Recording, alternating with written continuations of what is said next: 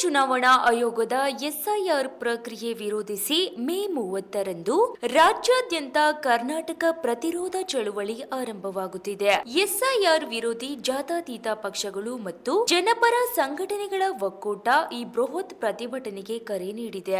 Logical discrepancy software ಬಳಸಿ ಸಣ್ಣಪುಟ್ಟ ತಪ್ಪುಗಳ ನೆಪದಲ್ಲಿ ದೇಶಾದ್ಯಂತ ಕೋಟ್ಯಾಂತರ ಜನರ ಮತದಾನ ಹಕ್ಕನ್ನು ಕಸಿದುಕೊಳ್ಳಲಾಗುತ್ತಿದೆ ಎಂದು ಒಕ್ಕೂಟ ಗಂಭೀರವಾಗಿ ಆರೋಪಿಸಿದೆ. ಎಲ್ರಿಗೂ ನಮಸ್ಕಾರ. ಇವತ್ತು ದೇಶದಲ್ಲಿ ಏನೋ ಒಂದು ಸಂಚಲನವನ್ನು ಮೂಡಿಸಿದೆ SIR ಅನ್ನೋ ಪ್ರಕ್ರಿಯೆ. ಅದು ಇಡೀ ದೇಶದ ಜನರ ನಾಗರಿಕತ್ವವನ್ನೇ ಕಳೆದುಕೊಳ್ತೀವಿ ಅನ್ನೋ ಭಯದ ವಾತಾವರಣವನ್ನು ಸೃಷ್ಟಿ ಮಾಡಿದೆ. ಇದನ್ನು ವಿರೋಧಿಸಿ ಕರ್ನಾಟಕದಲ್ಲಿ ಇದೇ ಮೇ 30ನೇ ತಾರೀಕು ಬೆಳಗ್ಗೆ 10:15 ಸಮಯಕ್ಕೆ ತಿಮ್ಮಾಪುರ ಸರ್ಕಲ್ದಿಂದ ಜಿಲ್ಲಾ ಅಧಿಕಾರಿಗಳ ಕಚೇರಿವರೆಗೆ ಒಂದು ಮೆರವಣಿಗೆ ಮೂಲಕ ಬಂದು ಇದನ್ನು ಪ್ರತಿಭಟನೆಯನ್ನು ಹಮ್ಮಿಕೊಳ್ಳಲಾಗಿದೆ. ಆ ಪ್ರತಿಭಟನೆಗೆ ಕಲಬುರಗಿಯ ಎಲ್ಲ ಸಮಾನ ಮನಸ್ಕರರು ಮತ್ತು ಜಾತ್ಯತೀತ ಮನಸ್ಸುಗಳು ಎಲ್ಲರೂ ಬಂದು ಈ ಮೆರವಣಿಗೆ ಈ ಪ್ರತಿರೋಧ ಕಾರ್ಯಕ್ರಮದಲ್ಲಿ ಭಾಗವಹಿಸಬೇಕಂತೇಳಿ ಈ ಪತ್ರಿಕಾಗೋಷ್ಠಿ ಮೂಲಕ ತಮ್ಮೆಲ್ಲರಿಗೂ ಕೂಡ ಆತ್ಮೀಯವಾದಂಥ ಸ್ವಾಗತವನ್ನು ಕೋರ್ತಾ ಇದ್ದೇವೆ. ಈ SIR ಅಂದರೆ ಏನಂತಂದರೆ SIR ಸ್ಪೆಷಲ್ ಇಂಟೆನ್ಸಿವ್ ರಿವಿಷನ್ ಅಂದರೆ ವಿಶೇಷ ತೀವ್ರ ಮತ ಪರಿಷ್ಕರಣೆ. ಈ ವಿಶೇಷ ತೀವ್ರ ಮತ ಪರಿಷ್ಕರಣೆ ಅನ್ನೋದು ಏನಿದೆಯಲ್ಲ, ಇದು ಸಂವಿಧಾನ ವಿರೋಧಿಯಾಗಿದೆ. ಇದು ಸಂವಿಧಾನ ವಿರೋಧಿಯಾಗಿರೋದ್ರಿಂದ ಇದನ್ನು ನಾವು ವಿರೋಧಿಸ್ತಾ ಇದ್ದೀವಿ. ಯಾಕಂತಂದರೆ ಇವತ್ತಿನ ಚುನಾವಣಾ ಆಯೋಗ ಕೇಂದ್ರ ಸರ್ಕಾರದ ಕಪಿಮುಷ್ಟಿಯಲ್ಲಿ ತಾವು ಇದ್ದುಕೊಂಡು ಕೇಂದ್ರ ಸರ್ಕಾರ ಏನು ಹೇಳುತ್ತೋ ಅದು ತಾಳಕ್ಕೆ ತಕ್ಕಂತೆ ಕುಣಿಯುತ್ತಿದೆ. ಆದರೆ ನಿಜವಾಗಿ ಚುನಾವಣಾ ಆಯೋಗ ಏನು ಕೆಲಸ ಮಾಡಬೇಕಾಗಿತ್ತು ಆ ಕೆಲಸವನ್ನು ನಿರ್ವಹಿಸ್ತಾ ಇಲ್ಲ. ಅದನ್ನು ನಿರ್ವಹಿಸಬೇಕು. ಈ SIR ಅನ್ನೋದನ್ನು ತೆಗೆದು ಸಂವಿಧಾನಬದ್ಧವಾಗಿ ಏನಿದೆ IR ಅನ್ನೋದು ಇಂಟೆನ್ಸಿವ್ ರಿವಿಷನ್ ಏನಿದೆ ಆ ರೀತಿಯಲ್ಲಿ ಮತ ಪರಿಷ್ಕರಣೆ ನಡಿಬೇಕು ಅನ್ನೋದು ನಮ್ಮ ಡಿಮ್ಯಾಂಡ್ ಇದೆ. ಮತ್ತು ಬಂಗಾಳದಲ್ಲಿ ಏನು ಡಿಸ್ಕ್ರಿಪ್ಷನ್ ಅಂತೇಳಿ ಒಂದು ಏನು ವೆಬ್ಸೈಟನ್ನು ಬಳಸಿ ಅವರು ಮತ ಪರಿಷ್ಕರಣೆ ಮಾಡಿದರು, ಅದನ್ನು ನಮ್ಮ ಕರ್ನಾಟಕದಲ್ಲಿ ಅಳವಡಿಸುವಂತಿಲ್ಲ. ಅದನ್ನು ನಾವು ವಿರೋಧಿಸ್ತಾ ಇದ್ದೀವಿ ಅಂತೇಳಿ ನಾವು ಈ ಮೂಲಕ ಒತ್ತಾಯಿಸುತ್ತೇವೆ. ಯಾಕಂತಂದರೆ ಆ ವೆಬ್ಸೈಟ್ ಮೂಲಕನೇ ಇಲ್ಲಿ ಪಶ್ಚಿಮ ಬಂಗಾಳದಲ್ಲಿ 1.3 ಕೋಟಿ ಮತದಾರರು ಡಿಲೀಟ್ ಆಗೋ ಸಾಧ್ಯತೆ ಕಂಡು ಬಂದಿದ್ದರಿಂದ ಅದನ್ನು ಕರ್ನಾಟಕದಲ್ಲಿ ಬಳಸಬಾರ್ದು ಅನ್ನೋದು ನಮ್ಮ ಒತ್ತಾಯ ಇದೆ. ಹಾಗಾಗಿ ಇನ್ನೊಂದು ಡಿಮ್ಯಾಂಡ್ ಏನಂತಂದರೆ ಎಲ್ಲ ಗ್ರಾಮಗಳಲ್ಲಿ ಮತ್ತು ವಾರ್ಡ್ಗಳಲ್ಲಿ ಗ್ರಾಮ ಸಭೆಗಳನ್ನು ನಿರ್ಮಿಸಬೇಕು. ಆ ಮೂಲಕ ಜನರಿಗೆ ಬೇಕಾದಂಥ ಏನು ದಾಖಲಾತಿಗಳು ಕೇಳಿದ್ದಾರೆ ಆ ದಾಖಲಾತಿಗಳನ್ನು ಸರ್ಕಾರ ಒದಗಿಸಬೇಕು ಅಂತೇಳಿ ಸರ್ಕಾರಕ್ಕೆ ಕೂಡ ಈ ಮೂಲಕ ಒತ್ತಾಯಿಸುತ್ತೇವೆ. ಎಲ್ಲರಿಗೂ ನಮಸ್ಕಾರ. ನಾಳೆ ದಿನಾಂಕ ಮೇ 30ರಂದು ಕರ್ನಾಟಕ ಪ್ರತಿರೋಧ ಒಂದು ಹೋರಾಟ ಹಾಕ್ಕೊಂಡಿದ್ದೀವಿ ಕಲಬುರಗಿ ಜಿಲ್ಲೆಯಲ್ಲಿ. ಕಾರಣ SIR ಅನ್ನುವಂಥ ಒಂದು ದುರುದ್ದೇಶಪೂರಿತ ಮತ್ತು ದೋಷಪೂರಿತ ನಡೆಯನ್ನು ನಾವು ನಿಲ್ಲಿಸಬೇಕು. ಆ ಪ್ರಕ್ರಿಯೆಯನ್ನು ಕೂಡಲೇ ರದ್ದು ಮಾಡಬೇಕು. ಸ್ಪೆಷಲ್ ಇಂಟೆನ್ಸಿವ್ ರಿವಿಷನ್ ಅದನ್ನು ರದ್ದು ಮಾಡಬೇಕು ಅಂತ ನಾವು ಪ್ರತಿಭಟನೆಗೆ ಆಗ್ರಹ ಕೊಟ್ಟಿದ್ದೀವಿ. ನಮ್ಮೆಲ್ಲ ಸಮಿತಿ, ಸಂವಿಧಾನ ಸಂರಕ್ಷಣಾ ಸಮಿತಿಯಿಂದಾಗಲಿ ಎಲ್ಲ ಜಾತ್ಯತೀತ ಸಂಘಟನೆಗಳ ಒಕ್ಕೂಟದಿಂದ ಕೊಡ್ತಾ ಇದ್ದೀವಿ. ಇದೇನು SIR ಅನ್ನೋದು ಒಂದು ದೋಷಪೂರಿತ ಅಷ್ಟೇ ಅಲ್ಲ, ದುರುದ್ದೇಶಪೂರಿತ ಅಂತಲೂ ಕೂಡ ಈಗಾಗಲೇ ಸಾಬೀತಾಗ್ಯದ. ಕೆಲವೊಂದು ಜನರ ಮತಗಳನ್ನು ಹತ್ತಿಕ್ಕುವಂಥ ಪ್ರಯತ್ನ ಇವರು ಮಾಡ್ತಾ ಇದ್ದಾರೆ. ಈ ನಡೆ ಆಗಬಾರ್ದು. ಯಾಕಂದ್ರೆ ಸಂವಿಧಾನದ ವ್ಯವಸ್ಥೆಯಲ್ಲಿ ಪ್ರಜಾಪ್ರಭುತ್ವದ ಅಡಿಯಲ್ಲಿ ನಾವೆಲ್ಲ ಜೀವನ ಮಾಡ್ತಾ ಇದ್ದೀವಿ. ಅಂದ್ರೆ ಮತ ಅನ್ನೋದು ನಮಗೆಲ್ಲರಿಗೂ ಬಹಳ ಮಹತ್ವದ್ದು. ಆ ಮತವನ್ನೇ ಕಸಿಯುವಂಥ ಕೆಲಸ ಇವತ್ತು ಕೇಂದ್ರ ಸರ್ಕಾರ SIR ಮೂಲಕ ಮಾಡ್ಲತ್ತದ. ಅದಕ್ಕೆ ನಾವು ಅದರ ವಿರುದ್ಧ ಧ್ವನಿ ಎತ್ತಬೇಕು ಅಂಥೇಳಿ ನಾಳೆ 30ನೇ ತಾರೀಕು ಕಲಬುರಗಿ ಜಿಲ್ಲೆಯ ಜಗತ್ ಸರ್ಕಲ್ನಿಂದ ಜಿಲ್ಲಾಧಿಕಾರಿಗಳ ಕಚೇರಿವರೆಗೂ ಪ್ರತಿಭಟನಾ ಒಂದು ಪ್ರತಿರೋಧನ ಒಡ್ತಾ ಇದ್ದೀವಿ. ಅದಕ್ಕೆ ಈ ಒಂದು ಪ್ರತಿಭಟನೆಯಲ್ಲಿ ಕಲಬುರಗಿ ಜಿಲ್ಲೆ ಇದು ಯಾವುದೇ ಒಂದು ಪಕ್ಷದ ಅಲ್ಲ, ಸಂವಿಧಾನವನ್ನು ಪ್ರೀತಿಸುವವರು, ಪ್ರಜಾಪ್ರಭುತ್ವವನ್ನು ಗೌರವಿಸುವಂಥ ಪ್ರತಿಯೊಂದು ಮನಸ್ಸುಗಳು ಕೂಡ ಈ ಒಂದು ಹೋರಾಟದಲ್ಲಿ ಭಾಗವಹಿಸಬೇಕು ಅಂತ ನಾವು ಕಳಕಳಿಯಿಂದ ಕೇಳ್ಕೊತಾ ಇದ್ದೀವಿ. ಯಾಕಂದರೆ ನಾನು ಮೊದಲೇ ಹೇಳ್ದಂಗೆ ಮತ ಅನ್ನೋದು ನಮ್ಮೆಲ್ಲರ ಹಕ್ಕು ಅದ. ಅದನ್ನೇನು ಕಸ್ಕೊಂಡ್ಮ್ಯಾಗ ನಾವು ಏನೂ ಮಾಡೋಕ್ಕಾಗಲ್ಲ. ಅದಕ್ಕೆ ನಾವೆಲ್ಲರೂ ಕೂಡ ಪ್ರತಿಯೊಬ್ಬರು ಜಾತಿ ಪಕ್ಷ ಭೇದ ಮರೆತು ನಮ್ಮ ಮತದ ಉಳಿವಿಗಾಗಿ ನಾವೆಲ್ಲ ನಾಗರಿಕರು ಇಲ್ಲಿ ಈ ಹೋರಾಟದಲ್ಲಿ ಭಾಗವಹಿಸೋಣ. ನಾಳೆ 30ನೇ ತಾರೀಕು ತಿಮ್ಮಾಪುರ ಸರ್ಕಲ್ದಿಂದ ಜಿಲ್ಲಾಧಿಕಾರಿಗಳ ಕಚೇರಿಯವರೆಗೂ ಈ ಒಂದು ಹೋರಾಟದಲ್ಲಿ ನಾವು ಎಲ್ಲರೂ ಭಾಗವಹಿಸೋಣ ಅಂತ ಹೇಳಿ ನಾನು ಈ ಮೂಲಕ ಹೇಳಕ್ಕೆ ಬಯಸ್ತಾ ಇದ್ದೀನಿ. ನಾನು ಶ್ರೀಮತಿ ರೇಣುಕಾ ಸಿಂಗೆ, ಸಾಮಾಜಿಕ ಹೋರಾಟಗಾರ್ತಿ. ಎಲ್ಲ ಕಲಬುರಗಿ ಜಿಲ್ಲೆಯ ಜನತೆಗೆ ನಮಸ್ಕಾರ. ನಾನು ಬಾಲಾಜಿ ಎಂ ಕಾಂಬ್ಳೆ, ದಲಿತ ವಿದ್ಯಾರ್ಥಿ ಪರಿಷತ್ ರಾಜ್ಯ ಸಂಚಾಲಕ. ಇಂದಿನ ಪತ್ರಿಕಾಗೋಷ್ಠಿ ಮುಖ್ಯ ಉದ್ದೇಶ ಇಷ್ಟೇ. ರಾಜ್ಯದಲ್ಲಿ SIR ಚುನಾವಣಾ ಆಯೋಗ ಮೂಲಕ ನಡೀತಿರುವಂಥ ಒಂದು ಮತದಾನ ಪರಿಷ್ಕರಣಾ ವಿರುದ್ಧ, ಅದರ ದೋಷಪೂರಿತ ವಿರುದ್ಧ ಇದೇ 30 ಮೇ ರಂದು ತಿಮ್ಮಾಪುರ ಸರ್ಕಲ್ದಿಂದ ಮಾನ್ಯ ಜಿಲ್ಲಾಧಿಕಾರಿ ಕಚೇರಿವರೆಗೆ ಪ್ರತಿಭಟನಾ ಮೆರವಣಿಗೆಯನ್ನು ಆಯೋಜನೆ ಮಾಡಲಾಗಿದೆ. ಈ ಒಂದು ಪ್ರತಿಭಟನೆ ಮೆರವಣಿಗೆಯಲ್ಲಿ ಜಿಲ್ಲೆಯ ಪ್ರಗತಿಪರ ಚಿಂತಕರು, ಸಾಹಿತಿಗಳು ಮತ್ತು ಪ್ರಗತಿಪರ ಹೋರಾಟಗಾರರು ಹಾಗೂ ದಲಿತ ಮತ್ತು ಮೈನಾರಿಟಿ ಅಥವಾ ಈ ಜಾತ್ಯತೀತ ತತ್ವ ಸಿದ್ಧಾಂತದಲ್ಲಿ ನಂಬಿಕೆಗಳು ಇದ್ದಂಥ ಎಲ್ಲ ಒಂದು ವರ್ಗಗಳು ಈ ಒಂದು ಪ್ರತಿಭಟನೆಯಲ್ಲಿ ಭಾಗವಹಿಸ್ತಾ ಇವೆ.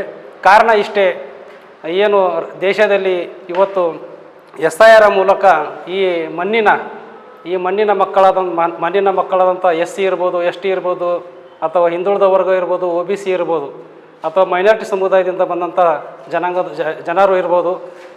ಈ ಜನಾಂಗದವರಿಗೆ ಏನದಲ್ಲ, ಇವತ್ತು SIR ಮೂಲಕ ಅವರ ಒಂದು ಸ್ಪೆಲ್ಲಿಂಗ್ ಮಿಸ್ಟೇಕ್ ಇದ್ದರೂ ಕೂಡ ಅಥವಾ ಒಂದು ದಾಖಲೆ ಸೂಕ್ತವಾದಂಥ ದಾಖಲೆ ಇಲ್ಲದ ಕಾರಣ ನೆಪ ಹೇಳಿ ಅವರನ್ನು ಮತದಾನದ ಪಟ್ಟಿಯಿಂದ ಕೈ ಬಿಡುವಂಥ ಷಡ್ಯಂತ್ರ ಇವತ್ತು ನಡೀತಾ ಇದೆ.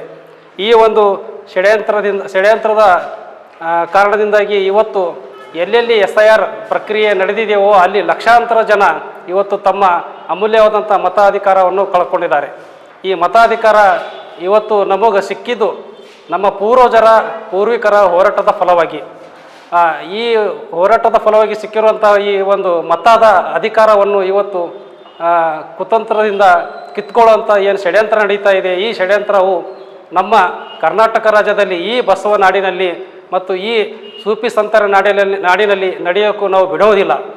ಒಂದು ವೇಳೆ ಇಲ್ಲಿ ಯಾವುದೇ ವರ್ಗ ಆಗಲಿ ಅದು, ಅಥವಾ ಯಾವುದೇ ಬಡ ಸಮುದಾಯದಿಂದ ಬಂದಂಥ ವರ್ಗ ಆಗಲಿ ಅಥವಾ ಬಡ ಜನರ ಮತವನ್ನು ಕಿತ್ತುಕೊಳ್ಳುವಂಥ ಷಡ್ಯಂತ್ರ ಏನಾದರೂ ಇಲ್ಲಿ ನಡೆದರೆ ಈ ಭೂಮಿಯ ಮೇಲೆ ನಾವು ಬಹಳ ದೊಡ್ಡ ಮಟ್ಟದಲ್ಲಿ ಪ್ರತಿರೋಧ ಏನಾದಲ್ಲ ನೀಡಬೇಕಾಗುತ್ತದೆ ಅಂತೇಳಿ ನಾನು ಈ ಮೂಲಕ ಎಚ್ಚರಿಕೆ ನೀಡುತ್ತಾ ಮತ್ತೊಮ್ಮೆ ಹೇಳಬಯಸೋದೇನೆಂದರೆ ಇಷ್ಟೇ, ಇದೇ ಮೇ 30ರಂದು ಆಯೋಜನೆ ಮಾಡಿರುವಂಥ ಈ ಒಂದು ಪ್ರತಿಭಟನೆಗೆ ಏನದಲ್ಲ ವಿದ್ಯಾರ್ಥಿಗಳಾಗಲಿ ಅಥವಾ ಯುವ ಜನರಾಗಲಿ, ಅದರ ಜೊತೆ ಏನದಲ್ಲ ಪ್ರಗತಿಪರ ಸಂಘಟನೆಗಳು, ರೈತ ಸಂಘಟನೆಗಳು, ಕಾರ್ಮಿಕ ಸಂಘಟನೆಗಳು, ಪ್ರತಿಯೊಬ್ಬರು ಏನದಲ್ಲ ಈ ಒಂದು ಹೋರಾಟಕ್ಕೆ ಏನದಲ್ಲ ಬಂದು ಶಕ್ತಿ ತುಂಬಬೇಕು.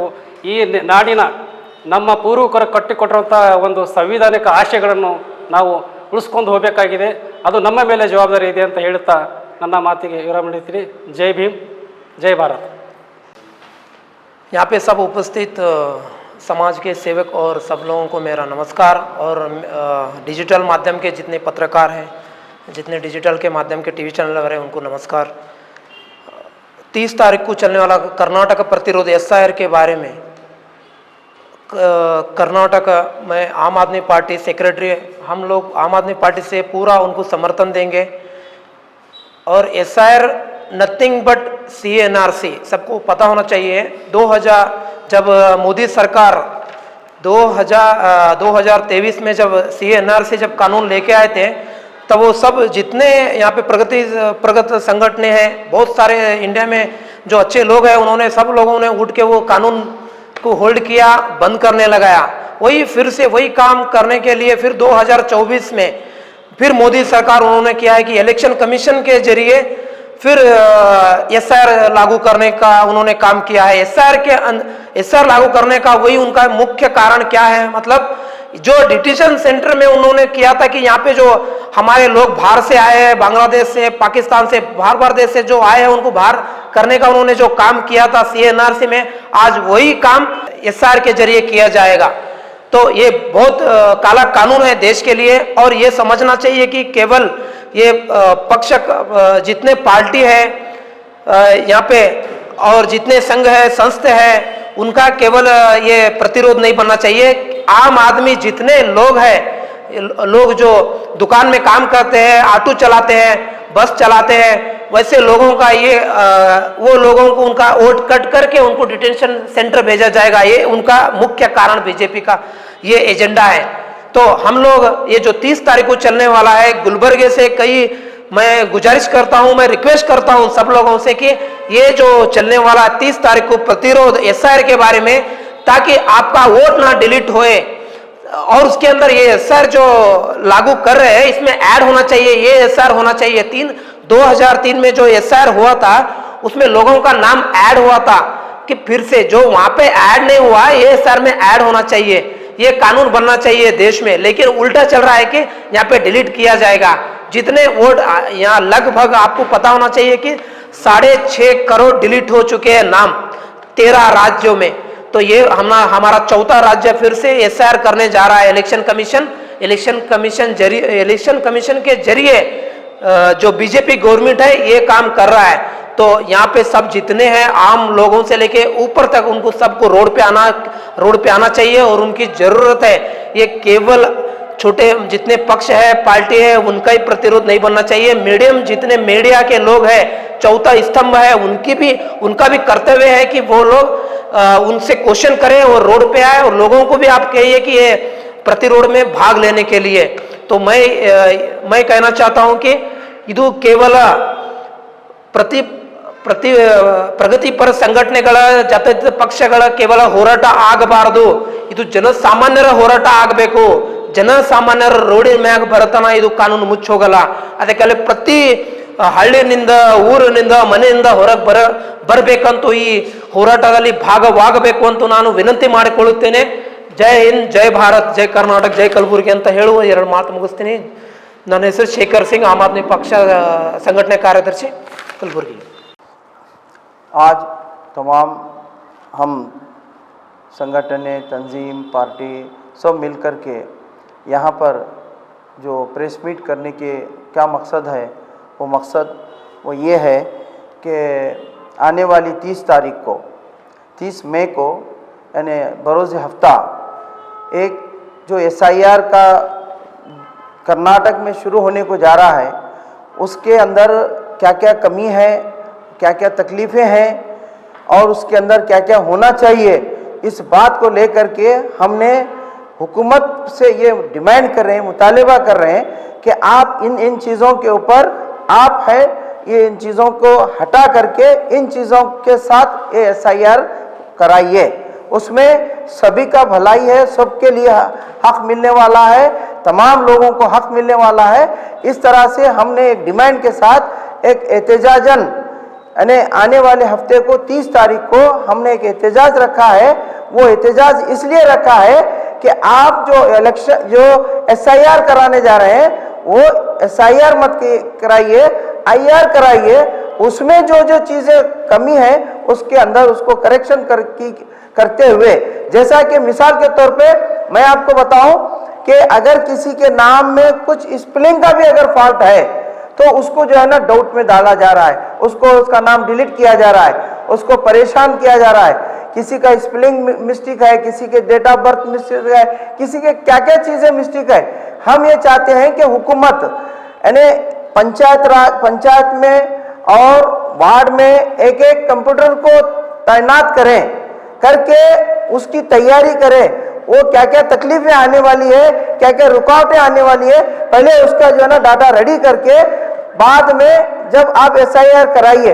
हमारा डिमांड ये भी है ऑल पार्टीज के तरफ से कि हमको कम से कम 1 महीने का जो टाइम दिया गया है ये टाइम नाकाफी है। कम से कम 6 महीने का टाइम दीजिए, और जिसमें 6 महीने घर घर जाके पब्लिक में अवेयरनेस लाने की कोशिश कीजिए। क्योंकि अभी हम देख रहे हैं कि कई लोगों की मैपिंग नहीं हुई है, कई लोगों को मालूम तक नहीं है, कई लोगों का जो है ना ये क्या होने वाला है, क्या जाने वाला है, कुछ मालूमात नहीं है। और कुछ लोग गांव छोड़ के मजदूरी के लिए दूसरे शहरों को गए हैं। इसके लिए वैसी सूरत में जब एसआईआर करेंगे, जैसा दूसरे रियासतों में जो हमारे नाम कट गए हैं, नाम काटे हैं, और वैसे ही वही हालत हमारे कर्नाटक का भी होने वाला है। हम इसलिए हुकूमत से ये डिमांड करते हैं, मुतालबा करते हैं कि आप ये काम को कराने से पहले ये काम कीजिए कि पहले जो है ना, जो SIR के लिए जो डॉक्यूमेंट्स लगते हैं उसका आप जो है ना जांच करते हुए वो डॉक्यूमेंट्स को रेडी कराइए, घर घर भेजिए, BLO को भेजिए, जिसको भी गवर्नमेंट अधिकारी को भेज करके ये काम कंप्लीट होने के बाद आप SIR कराइए, जिसके लिए हम 1 महीने को नाकाफी समझते हैं। जो इलेक्शन कमिश्नर के तरफ से 1 महीना अनाउंस किया गया है, इसको हम नाकाफी समझते हैं। हम डिमांड करते हैं कि मिनिमम 6 मंथ का हमें टाइम दीजिए। इस बात को लेकर के हम एहतजाज कर रहे हैं। तिम्मापुरी सर्कल से यानी विधानसभा तक हमारा रणनीति रहेगी।